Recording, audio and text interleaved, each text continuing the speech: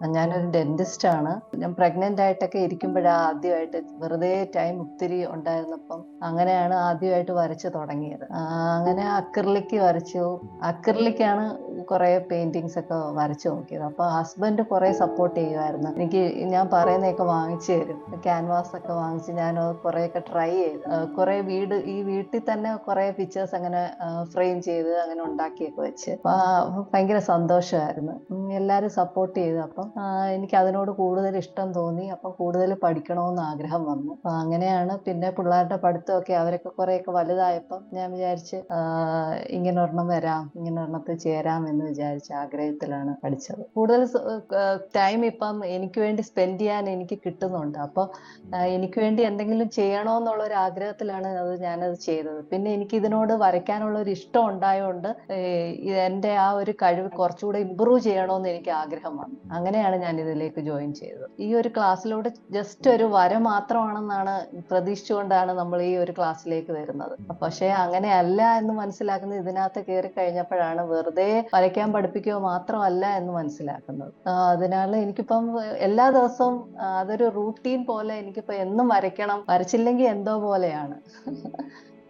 അങ്ങനെ മുന്നോട്ട് പോകുന്നു. ഓരോ ദിവസവും ഞാൻ വീട്ടിൽ ഇരുന്ന് വരയ്ക്കാൻ എനിക്ക് ടൈം കിട്ടാറില്ല. രാവിലെ ക്ലിനിക്ക് 9 മണിയാകുമ്പോൾ ക്ലിനിക്കിൽ പോകണം. പ്രൈവറ്റ് പ്രാക്ടീസ് ആണ്. അപ്പോൾ രാവിലെ 9 മണിക്ക് വീട്ടു ജോലിയെല്ലാം കഴിഞ്ഞ് ക്ലിനിക്കിൽ ചെന്നിട്ട് പേഷ്യന്റ് ഇല്ലാതിരിക്കുന്ന സമയത്താണ് ഞാൻ വരയ്ക്കുന്നത്. അത് സാറിന്റെ ഇൻസ്പയറിംഗ് ആയിട്ടുള്ള ക്ലാസ്സും പിന്നെ ഫേസ്ബുക്ക് ഗ്രൂപ്പുമാണ് മെയിനായിട്ട്. അതിൽ നിന്ന് കിട്ടുന്ന ഒരു സന്തോഷം നമുക്ക് വളരെ വലുതാണ് സത്യം പറഞ്ഞാൽ. നമ്മൾ ഓരോ പടം വരച്ച് ആ ഗ്രൂപ്പിലോട്ട് ഇടുമ്പം നമുക്ക് അതിൽ നിന്ന് കിട്ടുന്ന സന്തോഷം വളരെ വലുതാണ്. അത് പറഞ്ഞറിയിക്കാൻ പറ്റത്തില്ല. ആദ്യം വരച്ചിട്ട് ഉടനെ ആ ഗ്രൂപ്പിൽ ഇട്ടിട്ടാണ് നമുക്കൊരു ഭയങ്കര സാറ്റിസ്ഫാക്ഷൻ ആണ്.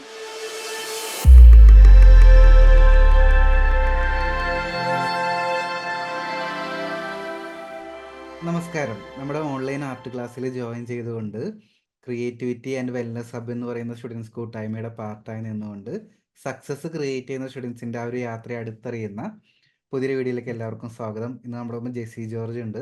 നമ്മുടെ ക്ലാസ്സിൽ ജോയിൻ ചെയ്തതിന് ശേഷം സ്വന്തമായിട്ട് എഫേർട്ട് എടുത്ത് കുറേ ടാസ്ക് ഒക്കെ കംപ്ലീറ്റ് ആക്കി കോൺഫിഡൻസ് അച്ചീവർ എന്ന് പറയുന്ന റിവാർഡ് കരസ്ഥമാക്കിയിട്ടാണ് മാം നമ്മുടെ ഒപ്പം ഉള്ളത്. അപ്പൊ ആദ്യം നമുക്കൊന്ന് പരിചയപ്പെടാം. ഒന്ന് ഡീറ്റെയിൽസ് ഒന്ന് പറയാമോ? എവിടെ നിന്നാ വരുന്നത്? മുൻപ് ആർട്ട് പഠിച്ചിട്ടുണ്ടോ? ഫാമിലിയിൽ ആരൊക്കെ ഉണ്ട്? ഞാന് കൊല്ലം ഡിസ്ട്രിക്റ്റ് ആണ്. ചാത്തന്നൂരാണ് താമസം. ഞാനൊരു ഡെന്റിസ്റ്റ് ആണ്. എൻ്റെ സ്വന്തം വീട് കുണ്ടറയാണ്. അപ്പൊ ഞാൻ മുമ്പ് ആർട്ടൊന്നും പഠിച്ചിട്ടില്ല. പക്ഷെ വരയ്ക്കാൻ ഇഷ്ടമായിരുന്നു. ഒന്നും അറിയാതെ തന്നെ ഇങ്ങനെ ഓരോന്നും നോക്കി വരയ്ക്കുമായിരുന്നു. അപ്പം എനിക്ക് വേണ്ടി എന്തെങ്കിലും ചെയ്യണമെന്നുള്ള ഒരു ആഗ്രഹത്തിലാണ് ഞാൻ സാറിന്റെ ഗ്രൂപ്പിൽ ജോയിൻ ചെയ്തത്. ആർട്ട് പഠിച്ചിട്ടുണ്ടോ മുൻപ്? ഇല്ല, മുമ്പ് പഠിച്ചിട്ടില്ല. ആദ്യമായിട്ടാ ഇങ്ങനെ ഒരു കൂട്ടായ്മയിലേക്ക് വരുന്നത്. നമ്മുടെ കോഴ്സിൽ വരുന്നൊക്കെ മുമ്പ് സ്വന്തമായിട്ട് തന്നെ വരയ്ക്കാനായിട്ട് ശ്രമിച്ച സമയത്ത് എന്തൊക്കെ പ്രശ്നങ്ങളായിരുന്നു നേരിട്ടുകൊണ്ടിരുന്നത്? അത് ഇങ്ങനെ യൂട്യൂബ് ഒക്കെ നോക്കി അത് കണ്ട് വരയ്ക്കാനായിട്ട് ശ്രമിക്കുമായിരുന്നു. ഞാൻ പ്രഗ്നന്റ് ആയിട്ടൊക്കെ ഇരിക്കുമ്പോഴാ ആദ്യമായിട്ട് വെറുതെ ടൈം ഒത്തിരി ഉണ്ടായിരുന്നപ്പം അങ്ങനെയാണ് ആദ്യമായിട്ട് വരച്ച് തുടങ്ങിയത്. അങ്ങനെ അക്രിലിക് വരച്ചു. പെൻസിലിൽ അങ്ങനെ വരച്ചിട്ടില്ല. അക്രിലിക്കാണ് കുറേ പെയിന്റിങ്സ് ഒക്കെ വരച്ചു നോക്കിയത്. അപ്പൊ ഹസ്ബൻഡ് കുറേ സപ്പോർട്ട് ചെയ്യുമായിരുന്നു. ഞാൻ പറയുന്നതൊക്കെ വാങ്ങിച്ചു തരും. ക്യാൻവാസ് ഒക്കെ വാങ്ങിച്ച് ഞാൻ കുറേയൊക്കെ ട്രൈ ചെയ്തു. ഈ വീട്ടിൽ തന്നെ കുറേ പിക്ചേഴ്സ് അങ്ങനെ ഫ്രെയിം ചെയ്ത് അങ്ങനെ ഉണ്ടാക്കിയൊക്കെ വെച്ച്. ഭയങ്കര സന്തോഷമായിരുന്നു. എല്ലാവരും സപ്പോർട്ട് ചെയ്തു. അപ്പം എനിക്ക് അതിനോട് കൂടുതൽ ഇഷ്ടം തോന്നി. അപ്പം കൂടുതൽ പഠിക്കണമെന്ന് ആഗ്രഹം വന്നു. അങ്ങനെയാണ് പിന്നെ പിള്ളേരുടെ പഠിത്തമൊക്കെ അവരൊക്കെ കുറേയൊക്കെ വലുതായപ്പം ഞാൻ വിചാരിച്ച് ഇങ്ങനെ ഒരെണ്ണം വരാം, ഇങ്ങനെ ഒരെണ്ണത്തിൽ ചേരാം എന്ന് വിചാരിച്ച ആഗ്രഹത്തിലാണ് പഠിച്ചത്. എങ്ങനെ ഇൻഫർമേഷൻ കിട്ടി ഇങ്ങനെ ഒരു ക്ലാസ് ഉണ്ടെന്നൊക്കെ എങ്ങനെ അറിഞ്ഞു? ഞാൻ യൂട്യൂബ് കണ്ട് അങ്ങനെയാണ് ഞാൻ മോന്റെ അടുത്ത് ചോദിച്ചത്. ഞാൻ ടെക്നിക്കലി ഇച്ചിരി സത്യം പറഞ്ഞാൽ ഇച്ചിരി വളരെ പുവറാണ്. ഞാൻ ഇപ്പം തന്നെ കോഡ് എന്താണെന്ന് ഇതിനകത്ത് ഞാൻ നോക്കുമായിരുന്നു. എനിക്ക് അറിഞ്ഞൂടെ എന്താണ് ചെയ്യാനെന്ന്. അപ്പൊ ഞാൻ ഉടനെ മൂത്ത മോനെ വിളിച്ചു. അവനാണെങ്കിൽ ഫോൺ എടുത്തതുമില്ല. അപ്പൊ അന്നേരമാണ് ഞാൻ സാറിന് മെസ്സേജ് അയച്ചത്. അവന് യൂട്യൂബ് കണ്ടിട്ട് ഞാൻ പറഞ്ഞു, എനിക്കിത് ചേരണമെന്നുണ്ട് മോനെ, എങ്ങനെയാ ഇത് ജോയിൻ ചെയ്യുന്നതെന്ന് മോനൊന്ന് നോക്കാമോ എന്ന് ചോദിച്ചിട്ട് ഇളയ മോന എനിക്ക് ഇതിനകത്തെല്ലാം ജോയിൻ ചെയ്ത് എല്ലാം ശരിയാക്കി തന്നത്. ഓൺലൈൻ ക്ലാസ് എന്ന് പറയുന്ന സമയത്ത് ഇതുപോലെ ടെക്നിക്കലി അത്രയും എക്സ്പേർട്ട് അല്ലാത്തവര് പലർക്കും ഒരു വിചാരമുണ്ട്, ഓൺലൈൻ ക്ലാസ്സിന് ഞാൻ ജോയിൻ ചെയ്ത് കഴിഞ്ഞാൽ ക്ലാസ് കാണാനൊക്കെ എനിക്ക് ബുദ്ധിമുട്ടാവോ? അപ്പൊ എങ്ങനെയുണ്ട് ഒരു ഫീല് ജോയിൻ ചെയ്തതിന് ശേഷം? ക്ലാസ്സിലോട്ട് നമ്മൾ മൊബൈൽ ആപ്പും വെബ്സൈറ്റും ഒക്കെ തന്നല്ലോ, അതൊക്കെ കറക്റ്റ് ആയിട്ട് യൂസ് ചെയ്യാൻ പറ്റുന്നുണ്ടോ? എന്തെങ്കിലും ഇപ്പൊ ബുദ്ധിമുട്ടുണ്ടോ? ഇപ്പൊ അതിൽ വീക്ക്ലി മീറ്റിംഗ് ഒന്നും അറ്റൻഡ് ചെയ്യുന്നതിനോ ഒന്നും എനിക്ക് ഒരു ബുദ്ധിമുട്ടും ഇല്ല. കൂടുതൽ ടൈം ഇപ്പം എനിക്ക് വേണ്ടി സ്പെൻഡ് ചെയ്യാൻ എനിക്ക് കിട്ടുന്നുണ്ട്. അപ്പൊ എനിക്ക് വേണ്ടി എന്തെങ്കിലും ചെയ്യണോന്നുള്ള ഒരു ആഗ്രഹത്തിലാണ് ഞാനത് ചെയ്തത്. പിന്നെ എനിക്ക് ഇതിനോട് വരയ്ക്കാനുള്ള ഒരു ഇഷ്ടം ഉണ്ടായോണ്ട് എന്റെ ആ ഒരു കഴിവ് കുറച്ചുകൂടെ ഇമ്പ്രൂവ് ചെയ്യണോന്ന് എനിക്ക് ആഗ്രഹം വന്നു. അങ്ങനെയാണ് ഞാൻ ഇതിലേക്ക് ജോയിൻ ചെയ്തത്. ഈ ഒരു ക്ലാസ്സിലൂടെ ജസ്റ്റ് ഒരു വര മാത്രമാണെന്നാണ് പ്രതീക്ഷിച്ചുകൊണ്ടാണ് നമ്മൾ ഈ ഒരു ക്ലാസ്സിലേക്ക് വരുന്നത്. പക്ഷേ അങ്ങനെയല്ല എന്ന് മനസ്സിലാക്കുന്നത് ഇതിനകത്ത് കയറി കഴിഞ്ഞപ്പോഴാണ്. വെറുതെ വരയ്ക്കാൻ പഠിപ്പിക്കുക മാത്രമല്ല എന്ന് മനസ്സിലാക്കുന്നത്. അതിനാൽ എനിക്കിപ്പം എല്ലാ ദിവസവും അതൊരു റൂട്ടീൻ പോലെ എനിക്കിപ്പോ എന്നും വരയ്ക്കണം, വരച്ചില്ലെങ്കിൽ എന്തോ പോലെയാണ്. അങ്ങനെ മുന്നോട്ട് പോകുന്നു. ഓരോ ദിവസവും ഞാൻ വീട്ടിൽ ഇരുന്ന് വരയ്ക്കാൻ എനിക്ക് ടൈം കിട്ടാറില്ല. രാവിലെ ക്ലിനിക്ക് 9 മണിയാകുമ്പോൾ ക്ലിനിക്കിൽ പോകണം. പ്രൈവറ്റ് പ്രാക്ടീസ് ആണ്. അപ്പൊ രാവിലെ 9 മണിക്ക് വീട്ടു ജോലിയെല്ലാം കഴിഞ്ഞ് ക്ലിനിക്കിൽ ചെന്നിട്ട് പേഷ്യന്റ് ഇല്ലാതിരിക്കുന്ന സമയത്താണ് ഞാൻ വരയ്ക്കുന്നത്. നമ്മുടെ പ്ലാറ്റ്ഫോമിലോട്ട് വന്നു കഴിഞ്ഞാൽ ഇപ്പൊ നമുക്ക് വീക്കിലി മീറ്റിംഗ് ഉണ്ട്, റെക്കോർഡർ കോഴ്സുകൾ ഉണ്ട്, പിന്നെ ചലഞ്ച് ബാച്ചുകൾ വരുന്നുണ്ട്, നമുക്ക് ഫേസ്ബുക്ക് ഗ്രൂപ്പ് ഉണ്ട്. ഇപ്പൊ ഇത്രയും നാളത്തെ ഒരു എക്സ്പീരിയൻസിൽ നമ്മുടെ സ്കില്ലിനെ ഏറ്റവും കൂടുതൽ പുറത്തു കൊണ്ടുവരാനായിട്ട് ഏറ്റവും കൂടുതൽ ഹെൽപ്പ് ചെയ്ത ഒരു എലമെന്റ് പറയാൻ പറഞ്ഞ ഏതായിരിക്കും? അത് സാറിന്റെ ഇൻസ്പയറിംഗ് ആയിട്ടുള്ള ക്ലാസ്സും പിന്നെ ഫേസ്ബുക്ക് ഗ്രൂപ്പും ആണ് മെയിൻ ആയിട്ട്. അതിൽ നിന്ന് കിട്ടുന്ന ഒരു സന്തോഷം നമുക്ക് വളരെ വലുതാണ് സത്യം പറഞ്ഞ. നമ്മൾ ഓരോ പടം വരച്ച് ആ ഗ്രൂപ്പിലോട്ട് ഇടുമ്പം നമുക്ക് അതിൽ നിന്ന് കിട്ടുന്ന സന്തോഷം വളരെ വലുതാണ്. അത് പറഞ്ഞറിയിക്കാൻ പറ്റത്തില്ല. ആദ്യം വരച്ചിട്ട് ഉടനെ ആ ഗ്രൂപ്പിൽ ഇട്ടിട്ടാണ് നമുക്കൊരു ഭയങ്കര സാറ്റിസ്ഫാക്ഷൻ ആണ്. എത്ര നാളായി ക്ലാസ്സിൽ വന്നിട്ട്? ഞാൻ ജൂലൈ 6th ജോയിൻ ചെയ്യുന്നത്. അഡ്വാൻസ്ഡ് പോർട്രേറ്റ് കംപ്ലീറ്റ് ആയി. ഇനിയിപ്പോ 2 മോഡ്യൂൾ ഉണ്ടെന്ന് തോന്നുന്നു. പെൻസിൽ അത് കളർ പെൻസിൽ അത് കേറില്ല. അഡ്വാൻസ്ഡ് പോർട്രേറ്റ് ആ ഒരു ക്ലാസ്സിൽ എത്തിയപ്പോഴാ എനിക്കൊരു കോൺഫിഡൻസ് ലെവല് എനിക്കൊരു ഉണ്ടായത്. അങ്ങനെയാണ് ഞാൻ സാറില്ല കുറച്ചുപേരെ പരിചയപ്പെടുത്തുന്ന ഒരു ഗ്രൂപ്പിലോട്ട് കൊണ്ടുവന്നിരുന്നല്ലോ ഒരു വീക്ക്ലി മീറ്റിങ്ങിന്. അപ്പൊ ഞാനിങ്ങനെ എന്റെ ആ ഒരു ആഗ്രഹം ഞാനിങ്ങനെ പ്രകടിപ്പിച്ചു. ഈ ഗ്രൂപ്പിൽ ആരെങ്കിലും ഉണ്ടോ, കോൺഫിഡൻസ് അച്ചീവർ ആയിട്ട് ആരെങ്കിലും വന്നിട്ടുണ്ടോ എന്ന് ചോദിച്ചു. അപ്പൊ ഒരു സാർ ഉണ്ടായിരുന്നു. അപ്പൊ ഇങ്ങനെ സാറ് പറഞ്ഞു, നമുക്ക് തന്നെ തോന്നി നമ്മൾ തന്നെ അപ്ലൈ ചെയ്യുമ്പോഴാണ് ഇതിലേക്ക് വരുന്നത്. അപ്പൊ ഞാൻ പറഞ്ഞു എനിക്കൊരു ആഗ്രഹമുണ്ട്, അതിലേക്ക് അപ്ലൈ ചെയ്യാനായിട്ട് ഒരു ആഗ്രഹം തോന്നുന്നുണ്ട് എന്ന് ഞാൻ പ്രകടിപ്പിക്കുകയും ചെയ്തു. അങ്ങനെയാണ് ഞാൻ ഇതിലേക്ക് അപ്ലൈ ചെയ്തത്. ഞാൻ എന്തായാലും ആർട്ട് വർക്ക് ഒന്ന് നോക്കാട്ടോ. ഫേസ്ബുക്ക് പ്രൊഫൈൽ നെയിം എന്തായിരുന്നു? ജസ് ആർട്ട് എന്നാണ്. ജസ് ആർട്ട്.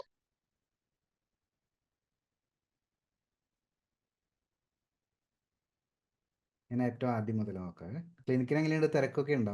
എനിക്ക് ഇപ്പം ഭയങ്കര ഡള്ളാ. ഓണവും കൂടെ ഇപ്പം ഭയങ്കര ഡള്ളാ. ഓണാകുമ്പോൾ ആൾക്കാർ പിന്നെ നമ്പർ ഓഫ് ക്ലിനിക്സും കൂടുതലായി ഇപ്പം. സർവൈവ് ചെയ്യാൻ വളരെ പാടാ സത്യം പറഞ്ഞ. ഹസ്ബൻഡും ഡെന്റിസ്റ്റ് ആണ്. പ്രൈവറ്റ് പ്രാക്ടീസ് തന്നെ. വേറെ ഞങ്ങൾ രണ്ടുപേരും 2 ക്ലിനിക്കാ. ശരി. ഡ്രോയിങ്ങിൽ ഏറ്റവും ചലഞ്ചിങ് ആയിട്ട് തോന്നിയ ഒരു ഫാക്ടർ എന്താ? ഒരു ഷെയ്ഡിങ് ആയിരുന്നോ, ഔട്ട്ലൈൻ ഷേപ്പ് കറക്റ്റ് എന്തായിരുന്നു? ഷെയ്ഡിങ് ആണ്.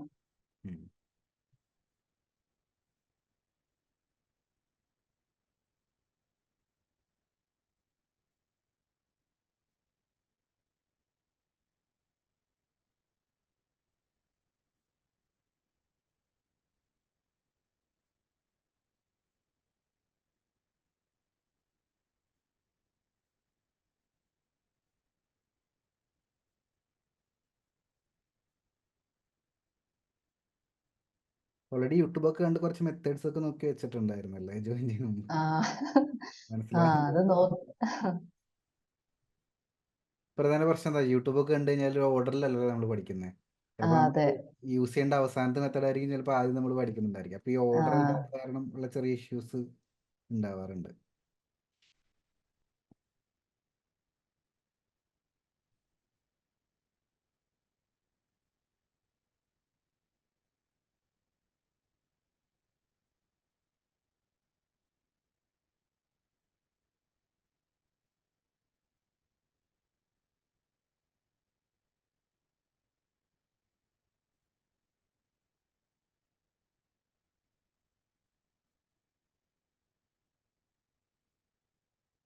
ഈ ഒരു ലെവലിൽ എത്തിയപ്പോൾ ഷെയ്ഡിങ് പതിയെ മനസ്സിലായി തുടങ്ങി. ലൈറ്റ് ആൻഡ് ഷേഡോ മനസ്സിലായി. ഷെയ്ഡിങ് ഇമ്പ്രൂവ് ആയിട്ടുണ്ട്. യെസ്.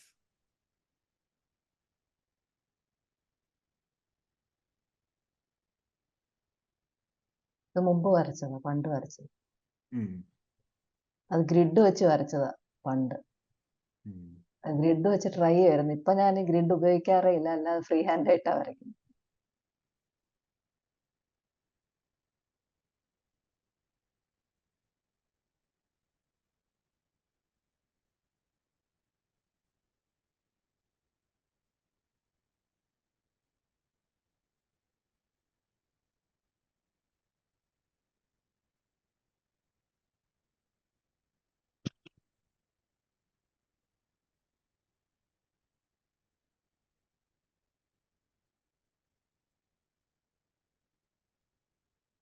വരയ്ക്കാൻ ഇരിക്കുന്ന പ്ലേസ് എങ്ങനെ, ടേബിളിന്റെ മുകളിൽ വെച്ചിട്ടാണ് വരയ്ക്കുന്നത്?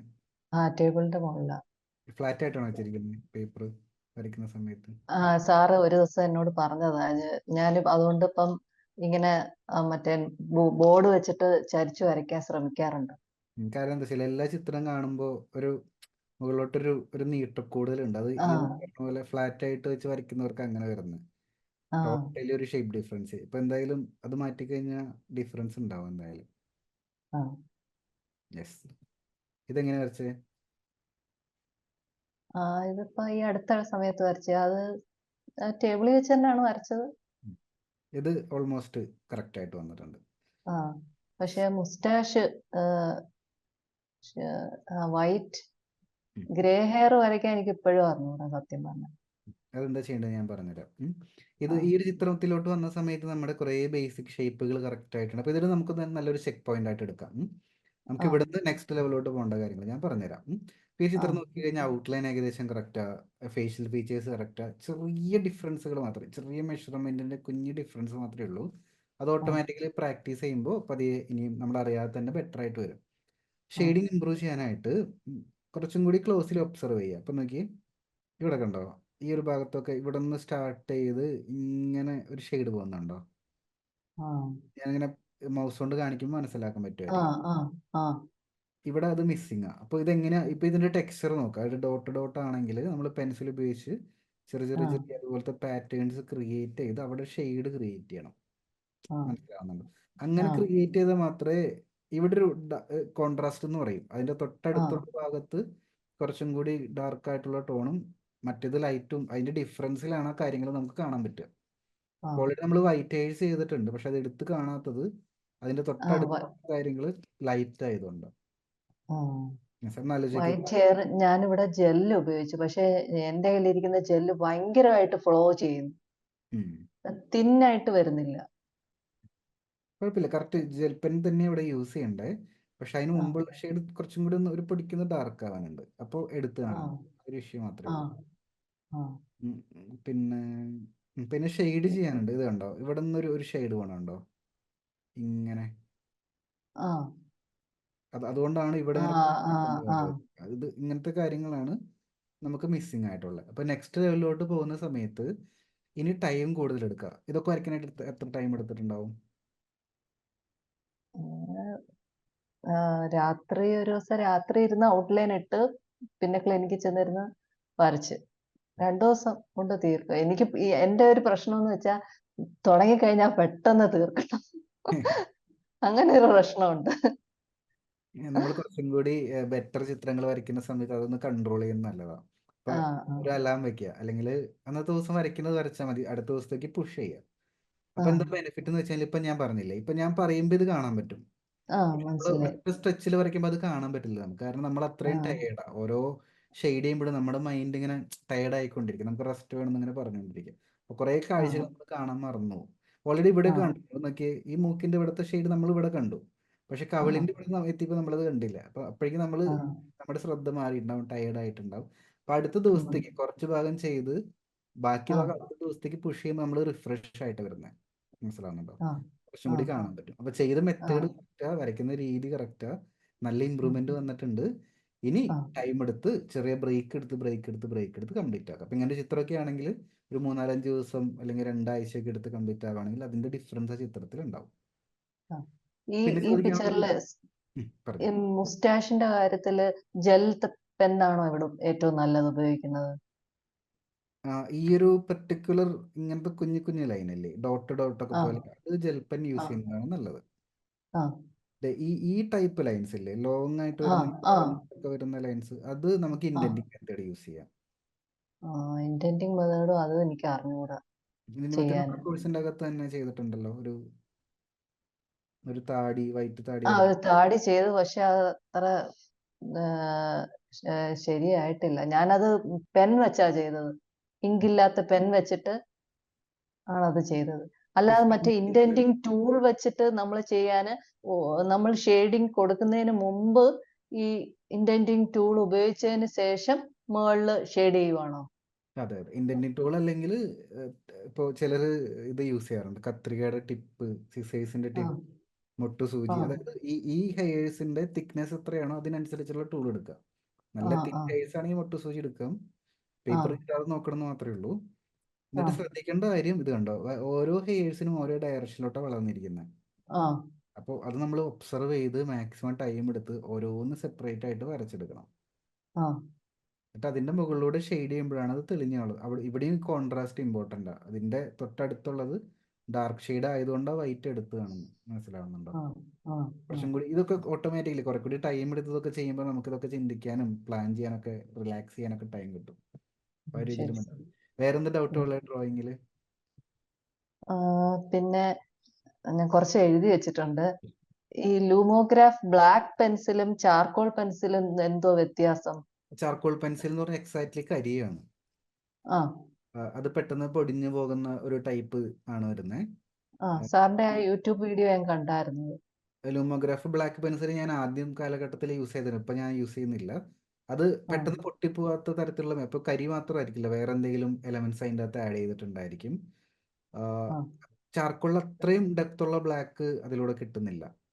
ആ ആ അപ്പം എനിക്ക് കുറച്ചും കൂടി കംഫേർട്ട് തോന്നിയത് ചാർക്കോളാണ്. സോ ഞാനത് സ്റ്റോപ്പ് ചെയ്ത് പിന്നെ ഫുള്ളി ചാർക്കോളിലോട്ട് മാറിയതാണ്. ട്രൈ ചെയ്ത് ഉം. നോക്കുന്നതുകൊണ്ട് കുഴപ്പമൊന്നുമില്ല, നമുക്ക് ഒരുവിധം ഡെപ്ത് ഒക്കെ അതിൽ ക്രിയേറ്റ് ചെയ്യാൻ പറ്റും. പക്ഷേ ചാർക്കോളിൽ അത്രയും ബ്ലാക്ക് മാർസ് ലൂമോഗ്രാഫ് ബ്ലാക്കിൽ കിട്ടില്ല.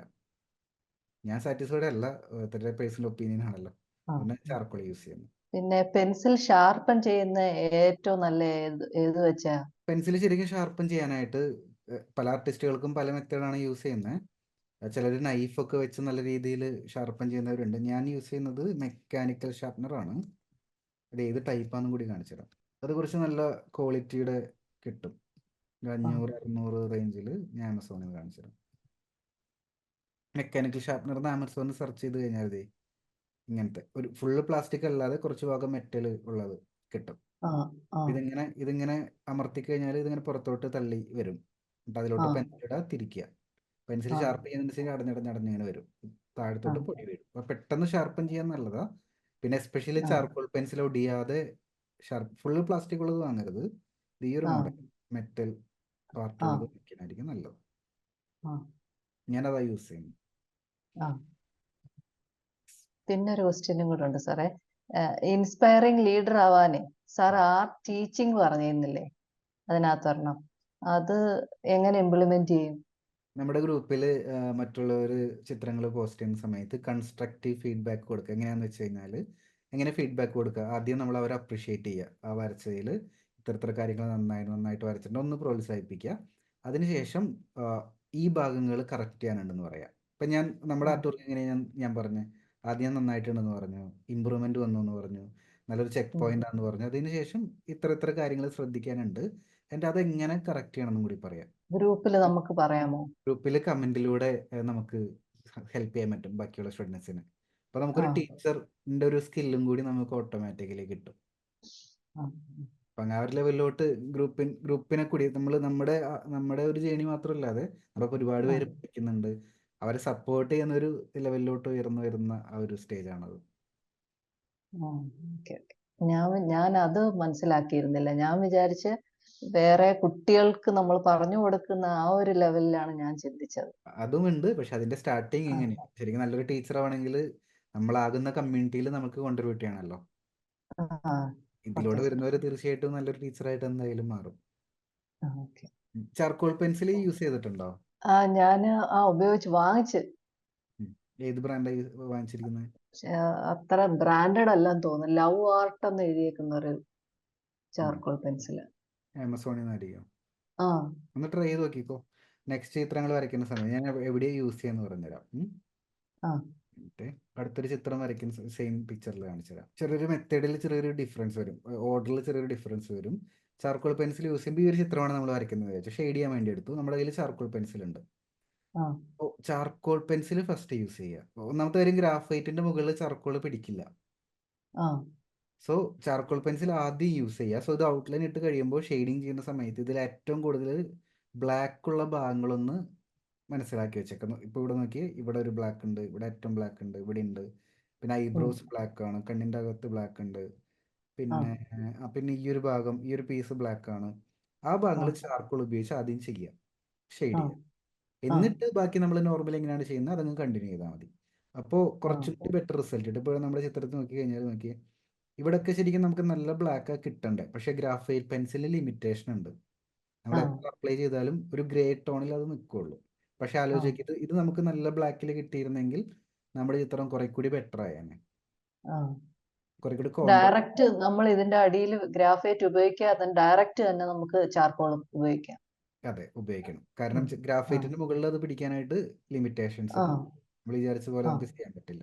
ഡയറക്റ്റ് അപ്ലൈ ആ ചെയ്യുക. ഏറ്റവും ബ്ലാക്ക് ഉള്ള ഭാഗങ്ങൾ എന്താണോ ആ ഡയറക്റ്റ് ആയിട്ട് അങ്ങ് അപ്ലൈ ചെയ്തേക്കുക. അത് ആ കംപ്ലീറ്റ് ആയി കഴിഞ്ഞാൽ ബാക്കി നോർമൽ ആ ഷെയ്ഡിങ് പോലെ തന്നെ കണ്ടിന്യൂ ചെയ്തിട്ട് ഫിനിഷ് ചെയ്ത് കഴിഞ്ഞാൽ നല്ല റിസൾട്ട് ഉണ്ടാവും. അപ്പോൾ അടുത്തൊരു ആ ചിത്രം വരയ്ക്കുമ്പോൾ ആ ഒരു രീതിയിൽ ട്രൈ ഓക്കെ. നോക്കിക്കോ, നന്നായിട്ടുണ്ട്. ഇതിലും ഈ പറഞ്ഞ പോലെ കുറച്ചും കൂടി ഒബ്സർവേഷൻ സ്കിൽ വരുന്ന സമയത്ത് ഇത് കണ്ടോ, ഇവിടെ ഇങ്ങനെ ഒരു ഷെയ്ഡ് കുറച്ച് പ്രോമിനൻ്റ് ആയിട്ട് നിൽക്കുന്നുണ്ട്, കണ്ടോ ഈ ഒരു പീസ്. കണ്ണിന്റെ അവിടെ ഇതിങ്ങനെ ഒരു ട്രയാങ്കിൾ പോലെ, ഏകദേശം ഒരു ട്രയാങ്കിൾ പോലെ നിൽക്കുന്നത്. അപ്പം അങ്ങനത്തെ ഷേപ്സ് ഐഡന്റിഫൈ ചെയ്യാൻ പറ്റണം. അതിന് രണ്ട് മൂന്ന് കാര്യങ്ങൾ ശ്രദ്ധിക്കാനുണ്ട്. ഒന്ന്, നമ്മൾ വരയ്ക്കുന്ന ചിത്രം മാക്സിമം വലുതാക്കി വരയ്ക്കുക. പിന്നെ രണ്ടാമത്തെ, ഞാൻ പറയുന്നത് നോട്ട് എഴുതുന്നുണ്ടോ, അത് ഓർമ്മ നിൽക്കുമോ? അല്ല കുഴപ്പമില്ല, ഞാൻ ഞാൻ ഓർമ്മ അപ്പോൾ ഒന്നാമത്തെ കാര്യം, വരയ്ക്കുന്ന ചിത്രം മാക്സിമം വലുതാക്കി വരയ്ക്കുക. രണ്ടാമത്തെ കാര്യം, പ്രിന്റ് എടുക്കുന്നത് നല്ലതാ, നല്ലൊരു മെത്തേഡാണ്. നമ്മുടെ റെഫറൻസ് പിക്ചർ ബ്ലാക്ക് ആൻഡ് വൈറ്റിൽ തന്നെ പ്രിന്റ് എടുക്കുക. പ്രിന്റ് എടുക്കുക, നമുക്ക് ഓരോ ഭാഗങ്ങളും സെപ്പറേറ്റ് ഇങ്ങനെ നോക്കി നോക്കി നോക്കി എടുക്കാനായിട്ട് സാധിക്കും. എന്നിട്ട് ധൃതി പിടിച്ച് വരയ്ക്കാതെ, നേരത്തെ പറഞ്ഞ കാര്യം സെയിം റിപ്പീറ്റ് ചെയ്ത് ധൃതി പിടിച്ച് വരയ്ക്കാതെ ഒരു 3-4 ദിവസം 2-3 ആഴ്ച പുഷ് ചെയ്ത് പതുക്കെ കംപ്ലീറ്റ് ചെയ്യുക. ശരിക്കും ഓരോ ഡ്രോയിങ് സ്റ്റെപ്പിന്റെ ഇടയിലും നമുക്കത് റിവ്യൂ ചെയ്യാൻ കൂടി ടൈം കൊടുക്കാം. ഇപ്പോൾ ഈ ഒരു ഭാഗം വരച്ചു, അടുത്ത ഭാഗത്തോട്ട് കിടക്കും മുമ്പ് ഇത് കറക്റ്റ് ആണോ, അത് സെറ്റായോ നോക്കിയിട്ട് ചെയ്യണമെങ്കിൽ ബെറ്റർ ആയിരിക്കും. ഇപ്പൊ ചെറിയ ഡിഫറൻസ് നമുക്ക് എടുത്തു പറയാൻ പറ്റുന്നത് കണ്ടോ, ഈ ഒരു ഭാഗം കണ്ടില്ല, ഇത്ര ലെങ്ത് ഉള്ള നമ്മൾ വരച്ചപ്പോൾ നേരെ വരച്ചു പോയി. അത് നമുക്ക് റിവ്യൂ ചെയ്യാൻ ടൈം ഇല്ലാത്തതുകൊണ്ട് അവിടെ, കാരണം അത് കഴിഞ്ഞിട്ട് നമുക്ക് അടുത്ത് ചെയ്യാനുണ്ട്, ഫിനിഷ് ചെയ്യാൻ ഇന്ന് തന്നെ ചെയ്യണം, അങ്ങനെയൊക്കെ ചിന്ത വരുമ്പോഴാണ് പ്രശ്നം. ഒന്ന് ചെറിയ ബ്രേക്ക് എടുത്ത് ചിന്തിച്ച് പതിയെ ചെയ്യുമ്പോൾ ബെറ്റർ. നമ്മുടെ ക്ലാസ്സിൽ ഞാൻ ഫോക്കസ് ചെയ്യുന്ന ഒരു കാര്യം, നമ്മുടെ ആർട്ട് വർക്കുകളിലെ മിസ്റ്റേക്കുകൾ, ഡിഫറൻസുകളൊക്കെ വേറൊരു ടീച്ചർ പറയാതെ തന്നെ നമുക്ക് സ്വന്തമായിട്ട് പഠിക്കാൻ പറ്റണം. എന്നാൽ മാത്രമേ നമ്മൾ നല്ലൊരു ആർട്ടിസ്റ്റ് ആവുള്ളൂ. അല്ലെങ്കിൽ എപ്പോഴും ഒരു ടീച്ചർ നമ്മുടെ ബാക്കിൽ നിന്നിട്ട് കറക്റ്റ് ചെയ്ത് തരേണ്ടി വരും. ഇപ്പോൾ ഓൾറെഡി ഓട്ടോമാറ്റിക്കലി ഇപ്പോൾ കുറേ കാര്യങ്ങൾ കറക്റ്റ് ചെയ്തിട്ടുണ്ട്. ഞാൻ മുമ്പ് വരെ ചിത്രങ്ങളൊക്കെ നോക്കുന്ന സമയം, ഞാൻ ഇവിടെ ജസ്റ്റ് ഓപ്പൺ ചെയ്ത് വെച്ചിട്ടുണ്ട്, കണ്ടോ. മുമ്പ് വരെ ചിത്രങ്ങളൊക്കെ നോക്കുന്ന സമയത്ത് നമ്മൾ ലാസ്റ്റിലോട്ട് വന്ന സമയത്ത് കുറേ ഷേപ്പുകൾ കറക്റ്റായി, ഫേഷ്യൽ ഫീച്ചേഴ്സ് ഏകദേശം കറക്റ്റായി, എക്സ്പ്രഷൻസ് കറക്റ്റായി. ഇനി കുഞ്ഞു കുഞ്ഞു കാര്യങ്ങളേ ഉള്ളൂ. അത് ഓട്ടോമാറ്റിക്കലി ആ ഡ്രോയിങ് പ്രോസസ്സിന്റെ ലെങ്ത് കൂട്ടുക, റിവ്യൂ ചെയ്യുക, ഓരോ പാർട്ടും ചെയ്തതിൻ്റെ ഇടയിൽ റിവ്യൂ ചെയ്യുക, പതുക്കെ ചെയ്യുക. അപ്പം നമുക്ക് കറക്റ്റായിട്ട് ടെൻഷൻ ഒന്നും വേണ്ട. പിന്നെ നെക്സ്റ്റ് ഒരു 1 ഇയർ ആർട്ടിൽ എന്താ ഗോൾ സെറ്റ് ചെയ്യാൻ പറഞ്ഞാൽ എന്താണെന്ന് പറയാം? നല്ല പിക്ചേഴ്സ് വരയ്ക്കുക, അത് തന്നെയാണ് ആഗ്രഹം. പെയിന്റിംഗ് വല്ലതും പഠിക്കാൻ താല്പര്യമുണ്ടോ, പ്ലാൻ ഉണ്ടോ? ഉണ്ട്, പ്ലാൻ ഉണ്ട്, ഇത് കഴിയട്ടെ എന്ന് വിചാരിച്ചു. എന്ത് ടൈപ്പ് പിക്ചേഴ്സ് പഠിക്കാനാണ് താല്പര്യം? അക്രിലിക് ഇഷ്ടമാണ്. ഓയിൽ പെയിന്റിങ് ഇതുവരെ ട്രൈ ചെയ്തിട്ടില്ല, അക്രിലിക് ട്രൈ ചെയ്തിട്ടുള്ളത്. ഡ്രോയിങ്ങിൽ എന്ത് സബ്ജക്റ്റാ വരയ്ക്കാൻ ഇഷ്ടം? പ്രത്യേകിച്ച് ഇഷ്ടം ലാൻഡ്സ്കേപ്പും എല്ലാം ഇഷ്ടമാണ്. നമുക്ക് നെക്സ്റ്റ് സ്റ്റെപ്പിലോട്ടൊരു ഗോൾ സെറ്റ് ചെയ്യേണ്ടത്, നമുക്ക് ഇഷ്ടമുള്ള നല്ലൊരു സബ്ജക്റ്റ്. ഇപ്പം ഞാനൊക്കെ ബാക്ക്ഗ്രൗണ്ടിൽ ചെയ്തൊരു പെയിന്റിംഗ് ഇല്ലേ, അതൊക്കെ ചെയ്ത പോലെ കുറേ ടൈം എടുത്ത്, പെയിന്റിംഗ് ആണെങ്കിലും ഡ്രോയിങ്ങിൽ ഇഷ്ടമുള്ള മീഡിയത്തിൽ കുറേ ടൈം എടുത്ത് നമ്മുടെ ഒരു ബെസ്റ്റ് വർക്ക് പോലെ ചെയ്തെടുക്കുക എന്നുള്ളത്. അപ്പം അങ്ങനെ ഒരു ഗോൾ സെറ്റ് ചെയ്ത് അത് മാക്സിമം വലിയ സൈസ് തന്നെ ചെയ്യാം. പിന്നെ നമ്മുടെ ഈ ക്ലാസ്സിലോട്ട് വന്ന് ഡ്രോയിങ്ങിൽ കുറേ മാറ്റങ്ങളൊക്കെ വരുന്ന സമയത്ത് എങ്ങനെയുണ്ട്, ക്ലിനിക്കിലും ഫാമിലിയിലൊക്കെ റെസ്പോൺസ് എങ്ങനെയുണ്ട്? എല്ലാവർക്കും സന്തോഷമാണ്. ഹസ്ബൻഡും മക്കൾക്കും അവർക്കെല്ലാം ഭയങ്കര സന്തോഷമാണ്. വേറെ ഒന്നുമില്ല സാർ. അതിൻ്റെ പേരോട്ടെ. Thank you sir. Yes, thank you thank you. For everything. Continue ചെയ്യുക, കറക്റ്റ് ട്രാക്കില. ഇനിയിപ്പോൾ ഞാൻ പറയുന്ന മെത്തേഡുകൾ ഇംപ്ലിമെന്റ് ചെയ്താൽ തന്നെ നല്ല സ്പീഡിൽ അടുത്ത ലെവലിലോട്ട് നമുക്ക് ഇമ്പ്രൂവ് ചെയ്യാൻ സാധിക്കും. ശരിക്കും നമ്മുടെ ആർട്ടിന്റെ ഈ ഒരു ജേണി എന്ന് പറയുന്നത് ഓരോ ലെവലിലും നമ്മൾ ഇംപ്ലിമെന്റ് ചെയ്യേണ്ട സ്ട്രാറ്റജീസ് ഉണ്ട്. അതേപോലെ തന്നെ മുന്നോട്ട് പോയി കഴിഞ്ഞാൽ നമുക്ക് തീർച്ചയായിട്ടും നല്ല റിസൾട്ട് ഉണ്ടാവും. അപ്പം എന്തായാലും കണ്ടിന്യൂ ചെയ്യുക, കണക്റ്റഡ് ആയിട്ടിരിക്കുക. All the best. അതിൻ്റെ ചെയ്യണേ. Thank you sir. Thank you.